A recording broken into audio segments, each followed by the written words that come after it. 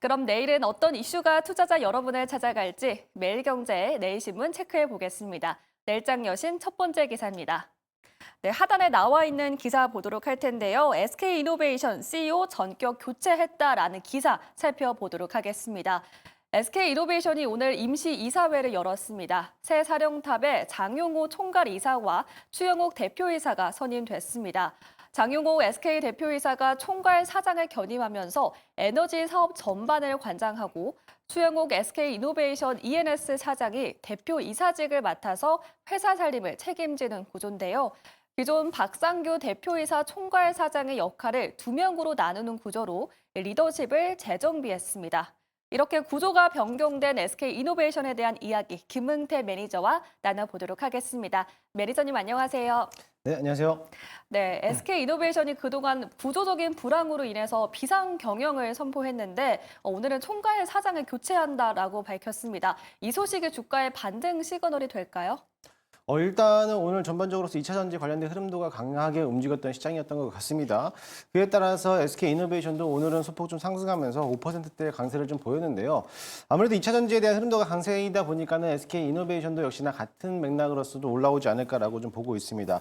사실 SK이노베이션은 에너지에 대한 대장주라고도 손꼽힐 정도에 대해서도 아마 시장에서 관심을 갖고 있었던 기업이기도 한데 이번에 이제 사령탑을 교체하면서 2인 체제로 간다는 소식들 때문에 긍정적인 신호는 맞겠지만은 사실 본격적으로 핵심적인 문제는 실적이거든요. 그동안에 대한 배터리 문제라든지 에너지 사업 관련돼서 실적이 워낙에 부진했던 것 때문에 주가들에 대해서 반응을 하지 못하고 이제 막 전격 교체하면서 실적을 해결하는 과제를 또 선정하고 있는데요. 사실 이런 측면에서는 SK이노베이션뿐만 아니라 과거에 삼성전자도 역시나 마찬가지로 반도체에 대한 부진한 모습들 때문에 대거 임원들에 대한 교체 수요가 있는데도 불구하고 시장에서는 크게 반등하지 못한 점이 있었습니다.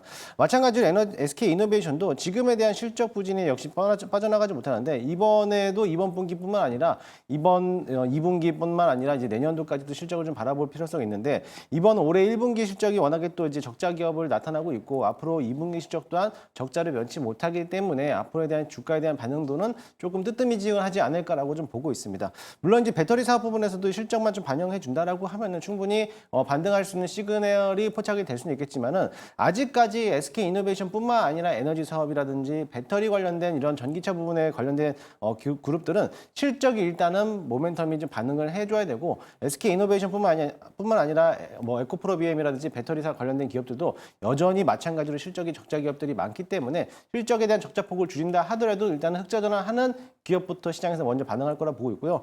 마찬가지로 SK이노베이션도 지금 자리는 좀 저평가로 되어 있는 국면이긴 하겠지만은 과거에 워낙에 또 많이 주가가 올라왔지만 지금 많이들 조정을 받았기 때문에 지금 자리에서 매수하는 시점보다는 좀 더 한 8만 원에서 9만 원 정도까지 안착하는 모습을 보였을 때 이제 그때부터 반등 시그널이 될 수 있다라고 생각하시고 그때부터 물량을 천천히 모아가도 늦지 않다라고 보고 있습니다. 따라서 지금 자리에서는 먼저 선반영하면서 물량을 먼저 선침에 잡아내는 것보다는 시장의 흐름들을 관망하면서 실적이 좀 턴어라운드 시기를 맞춰보는 자리에서 매수를 해보자라는 말씀 드리도록 하겠습니다. 네, SK이노베이션에 대해서는 시장 흐름에 따라서 관망세를 보인 후에 접근해 보자라는 전략을 세워주셨습니다. 이어서 다음 기사도 살펴보도록 하겠습니다. 네, 반갑다 아기야. 1분기 출생아 증가율이 역대 최고다라는 헤드라인이 올라와 있습니다. 올 들어 3월까지 태어난 아이가 작년보다 7% 늘어나면서 역대 가장 높은 증가율을 기록했습니다. 혼인 건수도 6년 만에 최고치를 보이면서 저출생에서 벗어날 거라는 기대감이 커지고 있는데요. 올해 1분기 혼인 건수는 5만 8천 건으로 작년보다 4천 건 이상 늘어났습니다. 6년 만에 가장 높은 수준인데요. 또한 고령화에 따른 인구 구조 변화도 뚜렷해지고 있습니다. 고령화와 저출산 등의 요인으로 청년층의 인구가 줄고 있는 것으로 나타났습니다. 또 한편 다음 주 조기 대선을 앞두고 각 후보들이 저출생 고령화 문제를 해결하기 위한 공약을 잇따라 내놓고 있는 상황인데요. 이런 상황에서 이와 관련한 주가 전망 짚어보도록 하겠습니다. 매니저님, 네, 1분기 출생아가 전년보다 7% 넘게 증가했습니다. 참 좋은 소식인데요.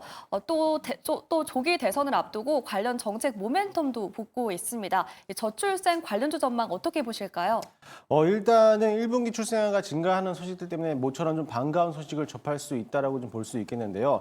하지만 일단은 출생률이 증가된다 하더라도 지금에 대한 저출생 관련된 기업들에 대한 움직임에 대한 속도를 보게 된다라고 하면은 계속적으로 밀려나가고 있는 흐름을 보실 수가 있겠습니다. 아무래도 이 정책에 대한 모멘텀들은 끝물이 돼가고 있기 때문에 이미 한번 시세 차익을 나왔던 종목들이 다시 한번 그전 4월달 이전까지에 대한 가격대로 내려왔기 때문에 이제 바닥권을 놀고 있다라고 보시면 될 것으로 보이고요. 일단은 정책 모멘텀에 대해서는 이미 선반영을 했기 때문에 선거가 끝난다 하더라도 일단은 시장에서는 반응은 없을 거라고 좀 보고 있습니다. 따라서 좀 오래 걸릴 수 있겠지만은 어차피 지금 자리는 이미 그때 모멘텀 전까지에 대한 가격대가 내려왔기 때문에 바닥이다라고 생각할 수 있겠는데요. 일단은 저출생에 대한 흐름도는 물론 증가는 하겠지만은 그래도 아직까지는 우리나라 출생률은 현저하게 낮게 평가되고 있고 사실 이런 출생에 대한 문제점들은 기본적으로 혼인에 대한 문제인데 사실 이런 혼인 결혼에 대해서 약간 조금 등한시하는 문제들은 뭐냐면은 사실 부동산의 집값이 워낙에 뜨기 때문에 결혼하는 데서 좀 반감에 대한 심리를 좀 갖고 있지 않을까라고 좀 보고 있습니다. 그래서 그만큼에 대한 정책에 강력한 모멘텀이 들어왔는데 사실 이번에 선거 기간에서도 이 정책에 대한 모멘텀에서도 굉장히 강하게 어필했던 선거 운동은 없었어요. 따라서 거기에 따라서는 지금에 대해서는 차익 실현 물량이 강하게 쏟아져 온 만큼 지금 자리에서 접근하는 것보다는요.